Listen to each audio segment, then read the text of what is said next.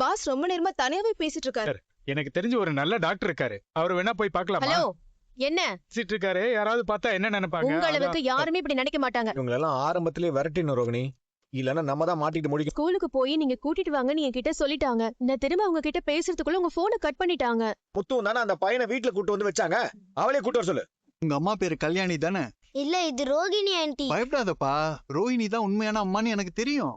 Strangers கூட எல்லாம் போக கூடாதுன்னு எங்க அம்மா சொல்லிருக்காங்க. மீனா அவர் ஏதோ சவாரிக்கு போயிருக்காரு, வரமாட்டாருன்னு தான் என்கிட்ட சொன்னார். என் பையன் எங்க வீட்டு பையன் இங்கதான் படிக்கிறான். அந்த பையன் அப்பவே போயிட்டானம்மா. போயிட்டானா? தெரியுமாமா, கிறிஷ் போயிட்டான். டேய், என்னடா சொல்லிட்டு இருக்கற? எங்க போயிட்டான்? அப்பாடா, இந்த வீட்டை பிடிச்ச தொல்லை போயிடுச்சு. ஆனா யாரோ ஒருத்தங்க வந்து கிறிஷ கூட்டிட்டு போயிட்டாங்கன்னு சொல்லி அங்க இருந்து செக்யூரிட்டி சொன்னாரு. யாரு கூட்டு போனா? தெரியல முத்து. கூட்டிட்டு போனா என்ன, எப்படி இருந்தாலும் அவன் இங்க இருந்து போக வேண்டியவன் தானே. ஏற்கனவே அம்மா அந்த சிந்தாமணிட்ட சொல்லி கிறிஷ வெளியூருக்கு கடத்திட்டு கூட்டு போக சொன்னாங்களப்பா. திரும்ப அதே மாதிரி ஏதாவது பண்ணிட்டு போறாங்க. அன்னைக்கே நான் எதுவும் சொல்லாம சிந்தாமணி தாங்க பண்ணாங்க. என் பையனுக்கு ஏதாவது ஆச்சு உனக்கு கொன்று வேண்டாம். ஏன் கல்யாணி டென்ஷன் ஆகுற? என்ன செய்வேன்? தேவை காசு, பணம், துட்டு, மணி. 2 லட்சமா?